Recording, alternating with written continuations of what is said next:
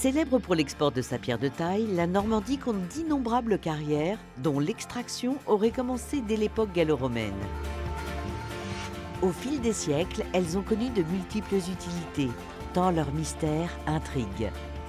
Aujourd'hui, ces cavités abandonnées offrent un terrain de jeu fantastique pour tous ceux qui osent s'y aventurer.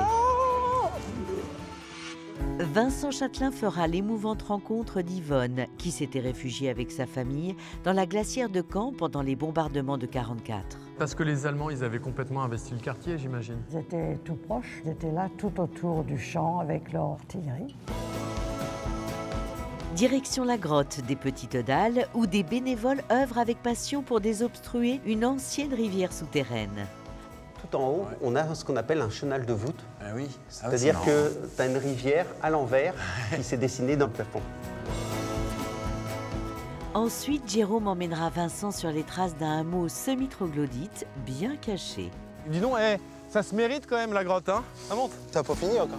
Et enfin, Vincent pourra s'initier aux joies de la spéléologie. Et là, je vais pas rester coincé. Non, là, c'est large.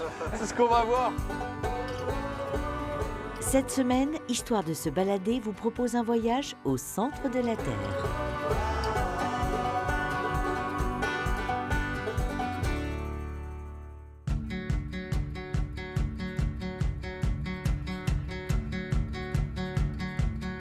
If you should fall to pieces, you know I'll pick them up. There are so many reasons I'm never gonna get enough. If you should leave this Bonjour Catherine, ça va? Bonjour Vincent. Alors là, on est dans un petit square qui n'est pas forcément, j'imagine, très connu dans le quartier. On est à quel endroit précisément de Caen? Alors on est sur l'ouest de Caen. On est donc à l'angle de la rue d'Auty et de la rue de Jersey, en direction d'une troisième abbaye, l'abbaye d'Ardenne. Et en dessous, sous nous, là, normalement, c'est un gruyère. Et il y a... Et il y a... Et il y a... Hein, Ah, allons voir. on va le découvrir. Visite de la glacière Allons-y. première. Donc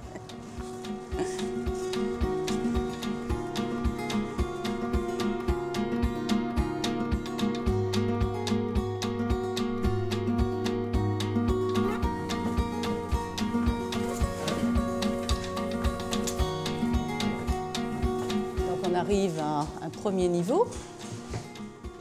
On va jusqu'à 12 mètres sous terre. Oh, ah. Vous avez vu un peu ce son? Donc là, c'est 19e siècle, hein, c'est ça, le mi-19e siècle. Et regardez un peu cette construction, cette très belle construction maçonnée. La seule utilité de cet espace souterrain, c'était d'en faire une carrière, alors? Non, non. Venez voir l'utilité. Attention à votre tête.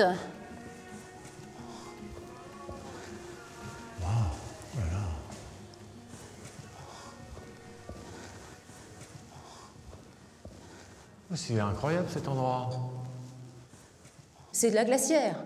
Et vous êtes dans la cuve qui contient cette glace qu'on va extraire tous les hivers à l'extérieur et stocker ici. C'est l'ancêtre du réfrigérateur, tout simplement. Ah, d'accord. Alors en fait, que je comprenne bien, là, on est à l'endroit de la glace. Oui, toute cette cuve doit être remplie de glace pour donner à l'extérieur une température de l'ordre de 5 degrés. C'était cette pièce-là qui allait réfrigérer l'ensemble du système souterrain. Complètement. Hein, votre lieu de stockage, c'est notre anneau qu'on vient de découvrir et qu'on verra à l'étage supérieur, des anneaux de 327 mètres carrés chacun, donc extrêmement grand. Donc on est dans un lieu qui pouvait servir en tout cas à stocker beaucoup de marchandises. Donc on monte à l'étage là. On continue. running on broken glass, but you're not a feather. You're giving yourself away. Vincent, je vous ai réservé une petite surprise aujourd'hui et j'ai invité Yvonne qui est venue en tout cas dans ce lieu. Bonjour Yvonne, je vous fais la bise. Bonjour. Non pas dans la glacière, Yvonne, vous étiez dans le souterrain, dans la cave, en 1944, au moment de la libération de la ville de Caen. Alors donc en fait, ça veut dire que pour protéger la population, on venait se réfugier ici, c'est ça? Oui, on a proposé à tous nos voisins de venir ici. Vous veniez ici quand il y avait des bombardements ou vous logiez ici en permanence? On ne logeait pas en permanence, on venait ici pour se réfugier. D'accord. Mais la nuit, on se sentait quand même plus en sécurité. Vous aviez quel âge, vous? Moi, j'avais 18 ans. Et alors, quand on a 18 ans, qu'on se retrouve dans cette situation, vous vous disiez quoi, vous, au moment des bombardements, quand vous étiez dans cet endroit? Nous étions là pour nous réfugier et essayer de survivre à tout ce qui se passait. Ouais. Et alors, qu'est-ce que vous avez sous le bras? Alors, j'ai mon petit album souvenir. Ah. Et voilà, le quartier comme il était à cette époque. Par exemple, la maison de mes parents, un petit peu plus loin. Et alors, du coup, les Allemands ont découvert ou pas l'entrée de cette glacière? Non, ils n'ont pas découvert parce qu'on s'arrangeait pour ne pas sortir trop nombreux à la fois, un ou deux seulement à la fois. Et on essayait de ne pas faire trop de bruit dans nos conversations. Parce que les Allemands, ils avaient complètement investi le quartier, j'imagine. Oh, ben bien sûr, ils étaient tout proches d'ailleurs. Ils étaient très nombreux, ils étaient là tout autour du champ avec leur artillerie. Et vous avez survécu, donc quand même, j'imagine que vous pouvez remercier cette glacière d'avoir existé, parce que sans elle, peut-être que vous ne seriez pas là pour m'en parler aujourd'hui. Exactement.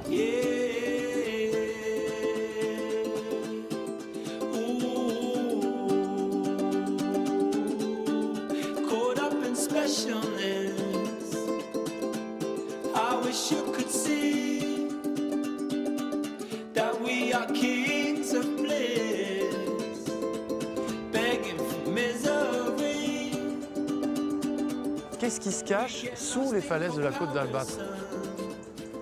C'est ce que je vais découvrir, je crois. Bonjour Jacques. Bonjour Vincent. Vous allez bien? Ça va très bien, content de vous accueillir. Merci, très content d'arriver ici et de découvrir cette grotte dont le nom est... La grotte des Petites Dalles. La grotte des Petites Dalles. Avec un seul L. Bon, on y va alors? On y va, mais il faut vous équiper. Hein. Mon petit casque vert. vert. C'est pas dangereux, mais il faut vous équiper. Oui, chef, ok. Bon, bah vous êtes mon guide, je vous suis alors. On y va.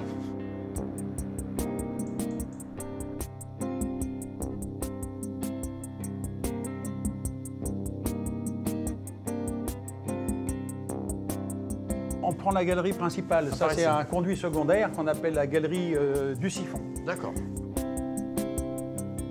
Ça fait combien de temps que les bénévoles travaillent pour dégager cette grotte? La cavité a été connue du monde spéléologique en 1966. Mais ça fait à peu près 25 ans que vraiment il y a un travail permanent. Enfin, une fois par semaine, on vient travailler ici pour désobstruer le conduit. Parce que le conduit était plein. Ah oui, d'accord. Le matériau que vous avez sous vos pieds, il était quasiment en haut de la voûte. C'est de la terre en fait?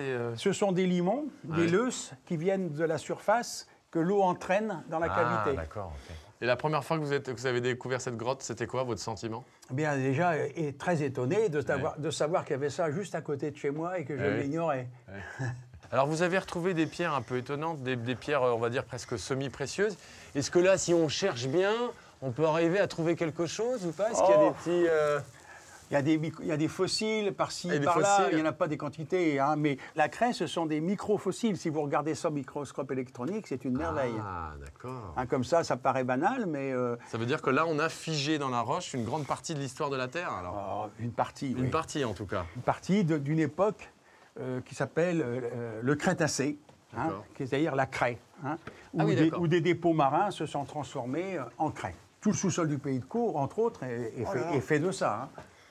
Et on a certains endroits comme ça, des ouvertures. C'est l'eau qui a dissous la roche, puisque ces grottes se sont faites comme ça. Et donc la craie a été dissoute et le plafond s'est élevé plus haut. Ah bien là, on arrive au chantier en cours. Hein. Il y a les copains qui sont en train de travailler là. Ben moi, Vincent, ce que je te propose, c'est de descendre. Ah oui? Je passe en tête. Hein.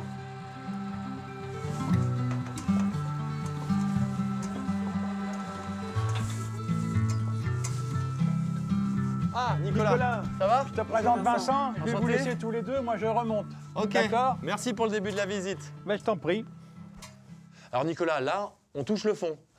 Exactement, là nous sommes arrivés au fond de la grotte et c'est vraiment l'origine des écoulements qui se sont produits ici. Alors pour bien comprendre, même si on n'a pas de datation très précise de cette grotte, grosso modo, elle a un peu moins d'1 million d'années. Et comment, 800 000 ans environ. comment on le sait ça? Alors nous ce que l'on fait, on utilise des mesures magnétiques. Ah oui. On sait qu'il y a 800 000 ans, il y a eu une inversion des pôles magnétiques. Le pôle nord est arrivé au sud et inversement.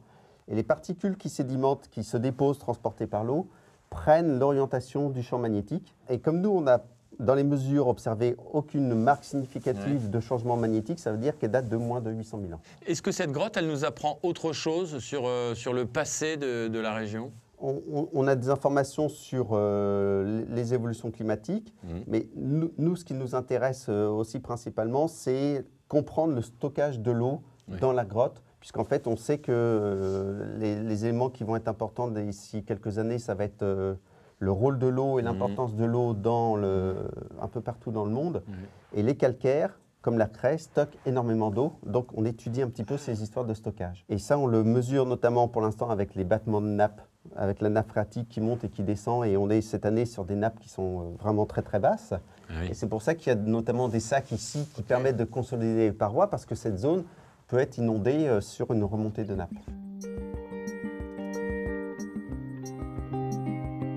Voilà exactement ce dont je te parlais tout à l'heure sur les dépôts sédimentaires. Ah oui, d'accord. Alors, tu vois, c'est très caractéristique. On a ici des zones qui sont très très fines et très laminées. Donc là, on a des écoulements dans des périodes qui vont être plutôt glaciaires, alors qu'au-dessus, on s'aperçoit qu'on a des choses qui sont très chamboulées, donc des écoulements beaucoup plus rapides. Et là, c'est après la glaciation où vraiment on voit qu'il y a eu de l'écoulement à l'intérieur de la cavité. Donc nous allons arriver sur la salle des 6. Oh, ça a l'air sympa. Alors ce que tu peux remarquer aussi, c'est que l'eau ayant passé tout en haut, on a ce qu'on appelle un chenal de voûte. Ah oui. C'est-à-dire que tu as une rivière à l'envers qui s'est dessinée dans le plafond. Bon, bah, on retourne à la lumière alors? Voilà, tout à fait. Ça va nous faire bizarre.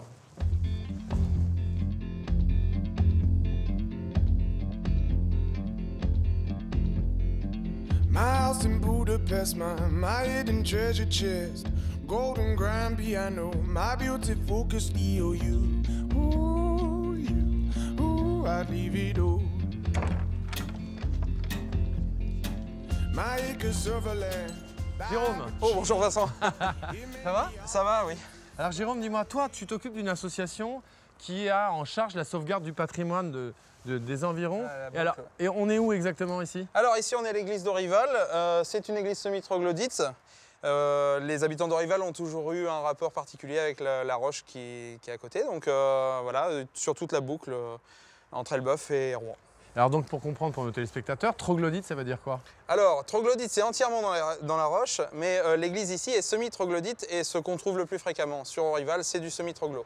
Alors ça veut dire que tout le long de la Seine, là, sur cette boucle-là notamment, il y a plusieurs habitations troglodytes? Tout à fait. Donc on va voir un petit peu toutes sortes de choses et aussi les autres activités autour de la roche, les carrières, etc. Donc moi, ce que je te propose, c'est de prendre le petit escalier qui est ici et puis on va aller voir ça. I'm just mad about saffron. Saffron's mad about me. I'm just mad about saffron. She's just Bienvenue dans la jungle. Dis donc, ça se mérite quand même la grotte, hein? Ça monte. T'as pas fini encore?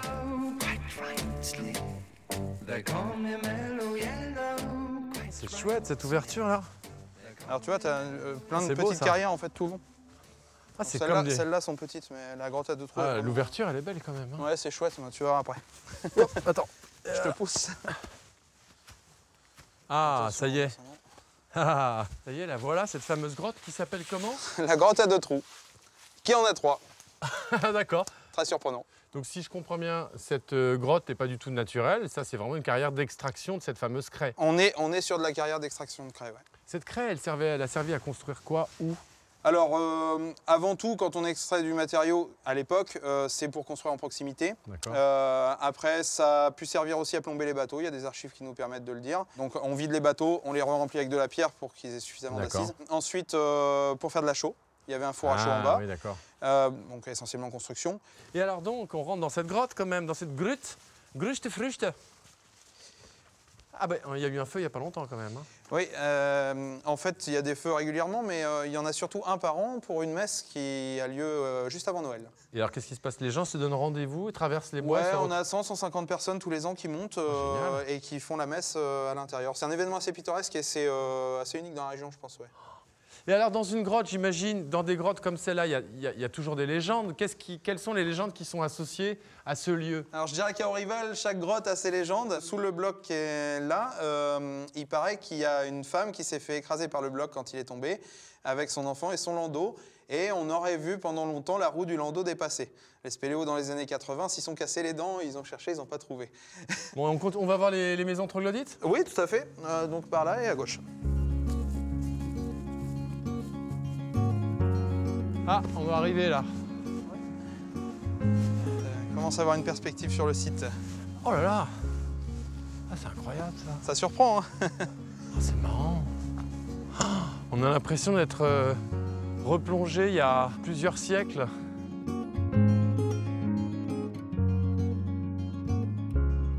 Et alors en fait, tu me parles d'habitation troglodyte. Ce que je comprends pas, c'est que là, on a un mur qui est à l'extérieur de la falaise.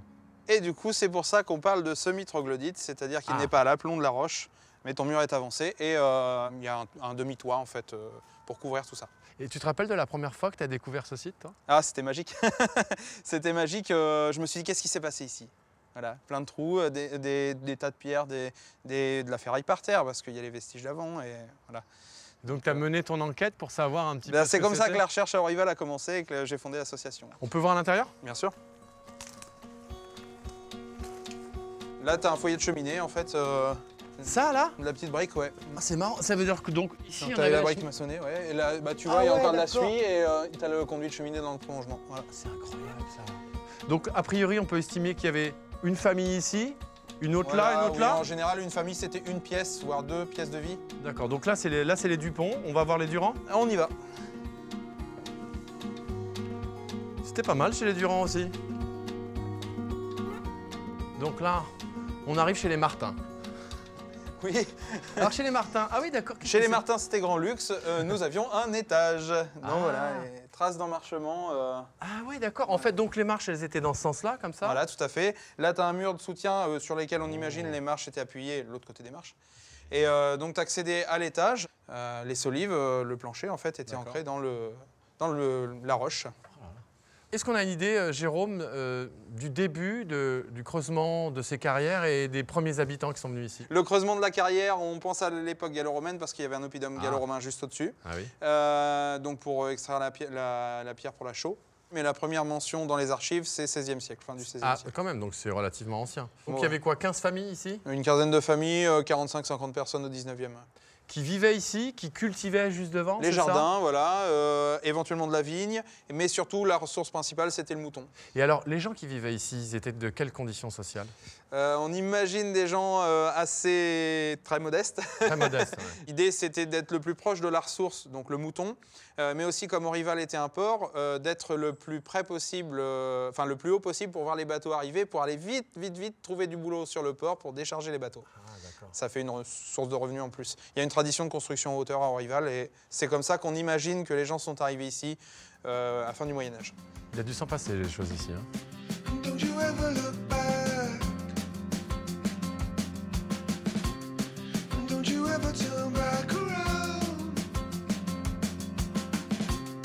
From the grey into black. C'est beau ici. A still river don't make a sound. Ah, j'ai des oreilles ici. Bonjour. Luc? Bonjour. Enchanté. Bonjour Fares, ça va? On a découvert cette grotte il y a combien de temps? On va aller voir en fait à l'intérieur d'une carrière, une grotte qui est couverte il y a plus d'une quarantaine d'années maintenant par des spéléos. J'imagine que j'y vais pas comme ça, j'ai hésité avec la cravate, mais non. non. Allez, faut s'habiller, c'est ça?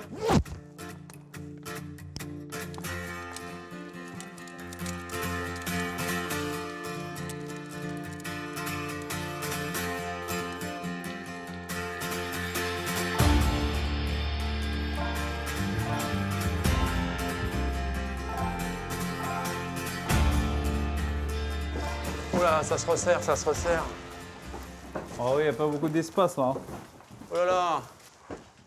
Ah, en fait, Luc, là, on commence vraiment la spéléo, alors. Là, on va vraiment commencer la spéléo. On était dans la carrière avec des dimensions impressionnantes et on va aller voir ce qui se passe derrière. Là, c'est une véritable exploration qu'on va faire parce que les spéléologues qui ont dégagé la grotte, qui ont exploré la grotte, ont découvert au-dessus un réseau, une grande salle qui s'appelle la salle du bateau. Mais pour ça, il va falloir grimper un petit peu, passer une étroiture, escalader. Enfin, tu verras. Faut pas être claustro, quoi. De la vraie spéléo. Ok, bon, bah, c'est parti. Allez, souhaitez-moi bonne chance. Et quand tu arrives là-haut, Vincent, tu t'accroches avant de retirer ton bloqueur. Ok, je me vache ici. Et non, tu vas monter en mettant ton pied derrière, là, en opposition. D'accord. Ça va être... Là, très bien. Ça t'a déjà angoissé, toi, ce genre de boyau, là, ou pas? J'avoue que dans certains boyaux plus étroits que ça, il m'est arrivé de rester coincé. Ah oui? On respire 3 fois, puis on repart. Et là, je vais pas rester coincé. Non, là, c'est là. C'est ce qu'on va voir. Bon, alors, si vous êtes claustrophobe, bah, là, vous avez une bonne thérapie. Hein. Ce dont on ne vous rendez peut-être pas compte, c'est que là, c'est de la glaise partout. Donc, ça veut dire que c'est une patinoire. Il faut que je grimpe, je fasse l'ascension d'une patinoire, quand même.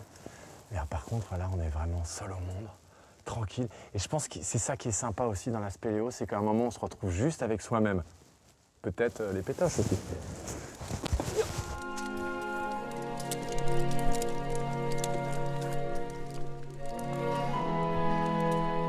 On passe d'une ambiance à une autre quand on fait de la spéléo. Et c'est ça qui est chouette aussi.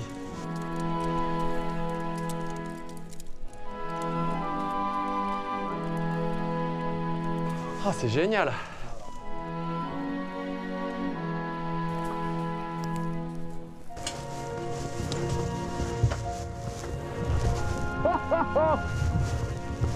Ok. Oh, c'est complètement dingue. Ah là! Ah, c'est génial!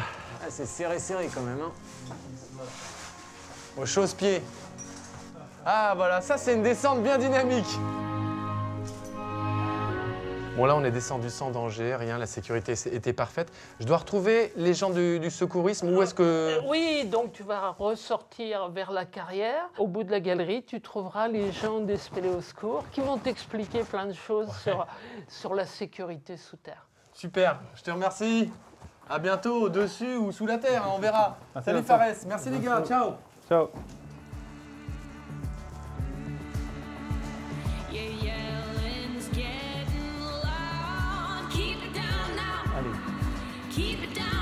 Tranquillement.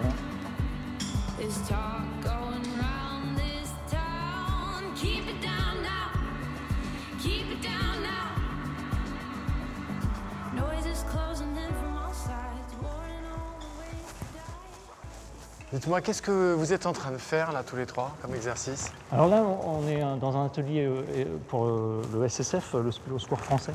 Parce qu'elle vient d'intégrer l'équipe. Et on lui a montré comment faire une tyrolienne, etc. De façon à pouvoir sortir une civière de ce trou-là, exactement. Quoi. Oh là là, c'est la partie sympa, ça, quand même, hein, Myriam? Ah oui, ça c'est... Je crois que tout le monde aime bien ce... Ça, on aime bien. Et alors, qu'est-ce qui, toi, te motive justement à t'entraîner pour devenir secouriste dans ce milieu de spécialiste, on va dire? Alors de base, moi je pars du principe que quand on est spéléo, on sait qu'il y a quand même des risques et les spéléos c'est des copains, donc s'il y en a un qui a un problème, il faut pouvoir aller le récupérer. Toi Myriam, justement, qui te forme à ça, quelle est d'après toi la meilleure qualité d'un secouriste? Le calme. Il faut garder la tête froide quoi qu'il arrive. Et ça veut dire que concrètement, si on a un accident sous terre comme ça, ce sont vous, les bénévoles, qui allez venir pour me secourir. On est réquisitionné par la préfecture, avant toute chose. Vous êtes réquisitionné, oui. Vous n'avez pas le choix en fait, c'est ça? Non, on n'a pas le choix. Vous devez quitter votre travail, si on vous appelle, vous êtes obligé de partir? Oui, du moment qu'on est sur une liste secours, après on est déclaré à la préfecture, donc on est réquisitionnable. Et alors c'était difficile ce que tu as fait comme exercice là? Grimper, s'accrocher? Si tu veux essayer, tu peux... J'ai l'habitude. Ah bah pourquoi pas? Tu peux essayer. Allez, ok, bon bah j'essaye alors. Bon bah c'est parti pour la tyrolienne alors.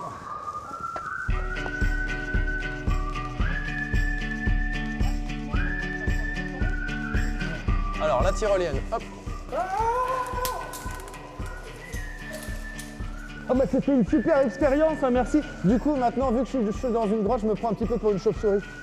Et c'était super chouette. Merci hein. Et tu m'attends pour descendre, c'est ça Myriam? J'attends que tu me laisses la place, ouais. Bon allez, j'y vais. Sauf si tu veux recommencer. Ok. Allez, merci, à bientôt. Bah de rien, au revoir Vincent. Au plaisir. Salut Myriam. Salut. Et bonne chance au secourisme. Merci.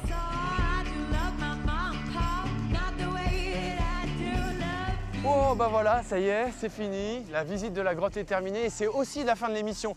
J'espère que vous aurez apprécié cette émission spéciale sur les entrailles de la Terre en Normandie. Moi je vous dis à très bientôt pour de nouvelles aventures d'histoire de se balader. Allez, ciao.